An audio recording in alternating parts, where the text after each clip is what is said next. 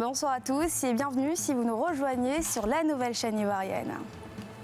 Alassane Ouattara, en déplacement à Paris, a rencontré ce jeudi la directrice générale de l'UNESCO, avec laquelle ils ont évoqué, entre autres, la question de la remise du prix Félix Houphouët-Boigny pour la paix, reportée à plusieurs reprises.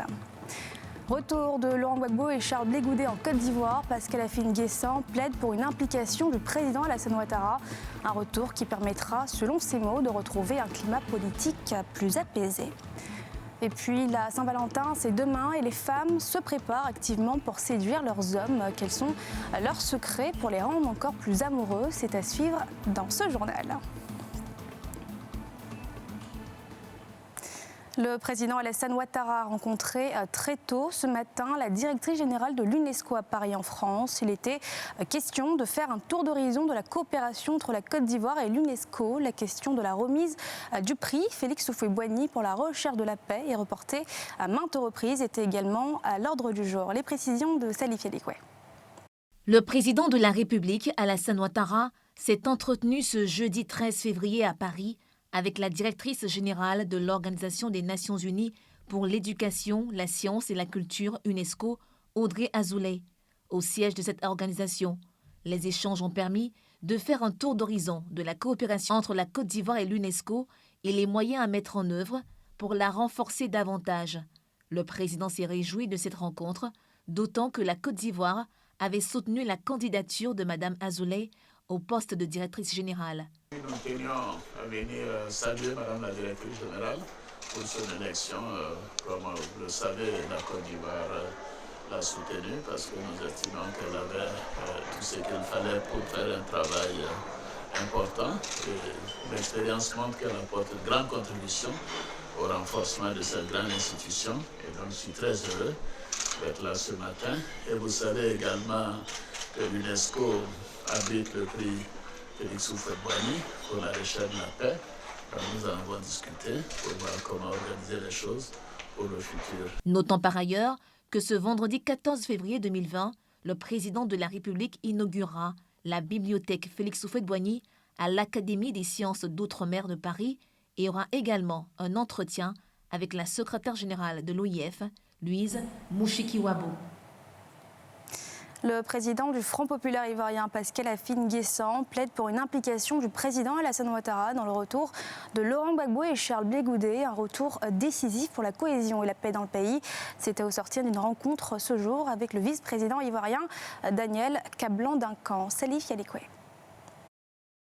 Le président du Front populaire ivoirien, FPI, Pascal Afine-Guessant, a plaidé jeudi auprès du gouvernement ivoirien pour le retour de l'ancien chef de l'État Laurent Gbagbo en terre ivoirienne. Pascal Afine-Guessant a évoqué la question au cours d'un échange avec le vice-président Daniel Kablan-Duncan. Pour lui, plus rien ne justifie la présence de Laurent Gbagbo à l'extérieur du pays. À l'heure actuelle, plus rien ne justifie, je dirais, son maintien en dehors de la Côte d'Ivoire. La CPI a conclu à l'acquittement et il nous appartient, en tant qu'Ivoiriens, de nous entendre, de voir comment nous capitalisons cette décision d'acquittement. Concernant les futures échéances électorales, Pascal Afine-Guessant a réitéré le vœu de l'opposition quant à une refonte de la commission électorale indépendante afin de favoriser un environnement paisible et inclusif. Nous sommes venus nous ouvrir au chef de l'État et au gouvernement sur ces questions et faire des propositions pour que la commission électorale indépendante, notamment la commission centrale, intègre tous les acteurs majeurs.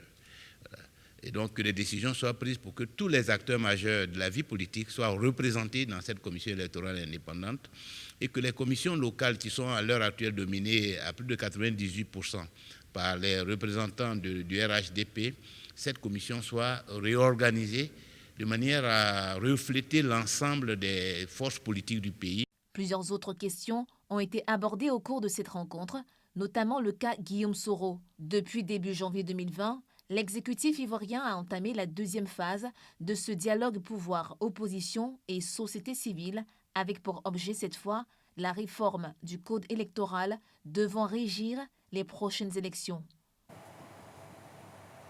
La transformation de la noix de cajou, à l'instar de nombreux pays africains, demeure le point faible de la Côte d'Ivoire, premier producteur mondial de l'anacarde. Face à un taux de transformation de moins de 10%, les acteurs du secteur redoublent d'efforts. Salif Yaleko et Mathurin Badet. Au-delà des discours, la Côte d'Ivoire projette de transformer le secteur du cajou, une agriculture de rente qui s'est imposée dans le pays si bien qu'il se classe en tête des pays producteurs au monde. Mais que de nombreux problèmes pour atteindre cette transformation. Les acteurs promettent que le visage de cette filière sera métamorphosé, ce processus étant imminent, à en croire le directeur général du Conseil, Coton Anacarde, l'organe de régulation. Je vous donne jusqu'en 2023 pour que le visage de la transformation, j'allais même dire le visage de la filière cajou en Côte d'Ivoire change. Parce que nous allons contribuer à la création de valeur ajoutée, nous allons contribuer à la création d'emplois, nous allons contribuer à l'épanouissement de l'espace rural, du milieu rural, parce que nous allons passer donc d'une situation où nous sommes à moins de 10% de taux de transformation à près de 50% d'ici 2023. Les exportateurs de leur côté ont les yeux rivés vers le gouvernement. Les fonds coûtent cher, les taux d'intérêt sont chers, alors la compétitivité aussi sur l'équipement. Aujourd'hui, ce que nous souhaitons, c'est un soutien intelligent des acteurs. Déjà, l'initiative d'aller à la transformation est une bonne étape. Alors, la seconde, on pourra en discuter avec l'autorité de régulation pour un accompagnement sincère. Et nous nous engageons en contrepartie pour transformer sur les 2 ans, 3 ans, 100 000 tonnes de noix de cajou. Au Burkina Faso voisin, où cette culture est ancienne, l'on est séduit par les avancées considérables de la Côte d'Ivoire. Nous avons commencé dans les années 84 la production, mais il faut dire que nous avons pris du retard par rapport aux autres, tels que la Côte d'Ivoire. Au Burkina, ce sont les acteurs même qui se sont organisés. À partir de 2020, il y a 4 grandes unités qui vont ouvrir, qui vont amener le taux de transformation à près de 25%. La production mondiale du cajou s'est établie en 2018 à près de 3,6 millions de tonnes, avec une contribution de la Côte d'Ivoire d'environ 24%. Au niveau de l'Afrique de l'Ouest, le pays affiche une production d'environ 49%, tandis que sur le continent africain, il est autour de 59%. C'est une des conséquences des opérations de déguerpissement autour de l'aéroport d'Abidjan, celles qui ont été décidées après qu'un garçon qui habitait à côté de l'aéroport soit mort début janvier. Il avait été retrouvé, rappelez-vous, dans le train d'atterrissage d'un vol à destination de Paris en France, avec des dizaines de familles délogées. Les écoles du quartier voient leurs salles de classe se désemplir. Reportage de Lille Traoré et Harouna Zeba. Il y a un mois, le quartier d'Adjoufou dans la commune de Port-Boué connaissait un déguerpissement suite à la mort du jeune Laurent Barthélemy Annie dans le train d'atterrissage d'un avion à destination de Paris. Un déguerpissement qui concerne les concessions jouxtant la clôture de l'aéroport de 400 à 500 mètres en vue d'une sécurisation plus accrue de cette zone afin d'éviter d'autres drames du même type. Cependant, ces mesures ont eu des effets collatéraux sur la vie du quartier, notamment dans les écoles où, suite au départ précipité, les effectifs des élèves se sont effondrés. Effectivement, le déguerpissement a réduit notre effectif parce qu'on avait au moins 375 élèves et aujourd'hui on se retrouve avec 250. Donc vraiment l'effectif a baissé. Un parent d'élève rencontré sur place abonde dans le même sens et explique qu'une meilleure concertation sans précipitation aurait été souhaitable et aurait évité tous ces tracas. Vraiment, ça a fait beaucoup mal. Ça fait beaucoup mal parce qu'on était surpris vraiment. En 48 jours, pour un quartier peuplé comme ça. Donc ça fait que la peur, les parents sont partis. Aujourd'hui, tu vois que dans les classes même, il n'y a personne. Tout le monde est parti. Aujourd'hui, on dit non, la traite des enfants, de mettre les enfants à l'école, de faire ça. Aujourd'hui, nous suivons le conseil du gouvernement. Aujourd'hui, nous avons aussi avoir pitié de nous. Nous avons pensé aux enfants. Parce qu'aujourd'hui, les enfants, c'est pour nous. La réussite, c'est pour nous aussi. Le constat de la baisse d'effectifs est le même au niveau de l'école primaire privée EPV Pierre Dadier d'Adjoufou, où le directeur révèle les difficultés causées par le déguerpissement. À l'annonce du déguerpissement, il y a eu vraiment beaucoup de remue-ménage. Il y a des parents qui sont partis Et vraiment, les effectifs n'étaient pas ça. Après 2 semaines, 3 semaines, quelques parents sont revenus. Donc actuellement, on a pratiquement l'effectif, mais on compte à près de 50 enfants qui ne sont pas là. Je voudrais que l'État essaie de rassurer, n'est-ce pas, la population et rassurer aussi les parents d'élèves. Voilà, pour que tout puisse aller pour le meilleur. Pour rappel, les expulsions des habitants vivant près de l'aéroport d'Abidjan ont débuté le 23 janvier dernier. Des expulsions visant à sécuriser la zone aéroportuaire, jusque-là habitée illégalement par endroits. À la veille de la Saint-Valentin, hôtels et restaurants regorgent d'idées pour les amoureux. Un véritable business pour ces entreprises qui rencontrent un pic de fréquentation chaque année. Même si l'amour, dit-on, n'a pas de prix, il est toujours bon de célébrer sa moitié en lui offrant un moment, un instant inoubliable. Pierre Dipomélin et Fulgence Kissidou. Bonjour madame. Les plats, vous avez en plat chaud estouffade de souris d'agneau rôti sur son lit de pleurote. Journée charnière pour le réceptif hôtelier en cette veille du 14 février, date de célébration de la Saint-Valentin. Dans cet hôtel, au plateau, tout est mis en œuvre pour faire rêver les clients. On s'affaire à la cuisine pour concocter des mets originaux. Face au crépitement incessant du téléphone à l'accueil, une fois n'est pas coutume. C'est le service commercial qui prend la main pour les réservations des amoureux. On n'a pas voulu faire patienter le client aussi avec tout ce qui est comme appel, transfert, tout ça. Donc directement, il tombe évidemment sur le service commercial qui prend en charge littéralement la commande et qui limite le temps d'attente pour être un peu plus proche de nos clients. Depuis une semaine, ça a commencé à décoller, donc on fait plus du VIP. Donc on se déplace vers le client, on lui remet son ticket et on encaisse son dû. Restaurants, chambres sont revêtus de rouge, des pétales de fleurs, des bougies, des serviettes de douche portent aussi la couleur de l'amour dans ce décor de fées. On fait tout pour que nos clients se sentent bien et pour qu'ils puissent vivre la Saint-Valentin à tous les niveaux. Mettre l'amour en avant à tous les départements, dans tous les départements de l'hôtel. L'amour en avant en faisant quoi? En revoyant toute la carte du spa avec une décoration spéciale, avec des soins pour les amoureux, en revoyant la décoration au niveau des chambres qui sont mises en avant aussi pour nos clients qui vont séjourner et qui font des demandes spéciales dans ce sens. Mais surtout, avec le gros du gros pour nous, c'est notre soirée Saint-Valentin. La Saint-Valentin est un rendez-vous que les boutiques et hôteliers ne veulent rater sous aucun prétexte.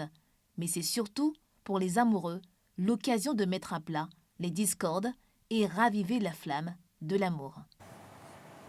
Et les femmes aussi sortent leurs armes pour cette fête de l'amour et tous les moyens sont bons pour rendre encore plus amoureux leurs hommes. Révélation inédite de ce que font les femmes pour être les plus séduisantes le soir de la Saint-Valentin. Salif Aleko et Mathurin Badé. Perles au rein, cristaux de menthe, écorce d'arbre sont autant de moyens pour créer une atmosphère de séduction autour de la Saint-Valentin. Diawara Kane est l'une de ces femmes qui a fait de la séduction une activité qu'elle juge lucrative. Que ce soit les baillards, la lingerie, les cristaux de menthe, les kits collés serrés, tout marche ici. Maintenant ça c'est une poudre. Tu mélanges ça et ça, tu mets dans le lait. Tu bois le soir. Comme tu sais que vraiment il y aura de l'intimité entre toi et ton homme, tu mélanges ces deux poudres-là et tu bois. Si pour Diawara, le business de la séduction est une activité qui fait gagner du chiffre pour les clientes, il s'agit de méthodes légitimes et efficaces pour maintenir la flamme dans le couple. Un avis pas toujours partagé. C'est le comportement qui fait qu'un homme reste dans le foyer, le comportement d'une femme. Du coup, les encens et les baillards, comme on le dit, travaillent mystiquement, ne peuvent pas maintenir un homme dans le foyer. Peut-être que ça peut le maintenir pour un temps, mais pas pour une longue durée. Si tu sais que c'est ça qui peut le retenir, tu le fais pour retenir son homme là. Et puis les petits secrets, les trucs chic, quand il revient à la maison. Si tu n'as pas fait, celui qui sait qu'il est derrière peut le faire. Tu vas te plaindre à la maison pour dire mon mari est derrière, mon mari est derrière. Tu ne sais pas ce qui ne se passe derrière. Je pense qu'on n'a pas besoin de faire de secrets pour maintenir un homme parce que les garçons d'aujourd'hui, je ne sais pas, ça ne sert à rien. Parce que souvent tu veux les maintenir mais ça ne fonctionne pas. Donc moi je pense qu'il faut prier Dieu, se donner à Dieu quoi, encore et âme. Parce que si c'est pour toi, quelque chose qui est pour toi va venir à toi naturellement. Tu n'as pas besoin d'attirer quelqu'un avec quelque chose. Si Dieu dit c'est pas pour toi, la chose va échouer, c'est clair. Les secrets de femmes ou l'art de la séduction, initialement présentes dans la culture sénégalaise, se sont progressivement installés en Côte d'Ivoire. malgré le jugement de certains qui pensent à des pratiques se rapprochant de la magie noire. Circulation timide et toujours de nombreuses boutiques fermées ce jeudi à Conakry en Guinée. Le FNDC, le Front National pour la défense de la Constitution, appelle de nouveau les Guinéens à la résistance citoyenne. Le but étant bien évidemment de dénoncer le projet de nouvelle Constitution. Il sera soumis à référendum très prochainement, un projet qui pourrait ouvrir la porte à un troisième mandat pour le président Alpha Condé. Récit de Yéli Traoré. Les manifestations ont repris mercredi en Guinée, à l'approche du référendum constitutionnel du 1er mars. L'opposition y voit une manœuvre du président Alpha Condé pour briguer un troisième mandat fin 2020. Les manifestants ont presque paralysé la capitale Conakry. Ces manifestations font suite à l'appel du Front National pour la défense de la Constitution, du collectif de partis d'opposition, des syndicats et des membres de la société civile. Moi, je soutiens le FNDC parce que je suis guinéen. Et puis je ne veux pas qu'il se présente pour le troisième mandat. Et puis ce n'est pas bon pour les Guinéens aussi. Certains citoyens du pays prônent l'apaisement et en appellent au dialogue entre pouvoir et opposition afin d'éviter une confrontation inutile. Le président avec les opposants doit s'entendre, s'asseoir et négocier sur la table, faire ce qu'il faut, parce que la grève, ce n'est pas du tout bon. La tension actuelle qui prévaut dans le pays exaspère dans certains quartiers de Conakry. Pour beaucoup, ce sont les forces de l'opposition qui sont pointées du doigt comme responsables du désordre dans le pays. Il y a beaucoup de problèmes en Guinée à l'heure là. Même nos enfants, eux ne partent pas à l'école à l'heure là. Mais on ne sait pas il y a quoi. Les gens de FMDC aussi. Et chaque jour, il y a que les pagailles. Si ce n'est pas les pagailles, c'est du pagaille. Nous, on a la marre de ça. Le président Alpha Condé a laissé lundi la porte ouverte à une nouvelle candidature, affirmant que c'est son parti qui décidera. Il a aussi défendu le référendum, jugeant qu'il n'y a rien de plus démocratique. La Guinée est le théâtre depuis la mi-octobre de protestations qui ont fait au moins 29 morts contre le projet prêté de longue date au président Condé de chercher à se succéder fin 2020. L'actuelle constitution limite à 2 le nombre de mandats présidentiels. Et c'est ainsi que s'achève le journal de la rédaction. Merci de l'avoir suivi. Restez avec nous. À demain.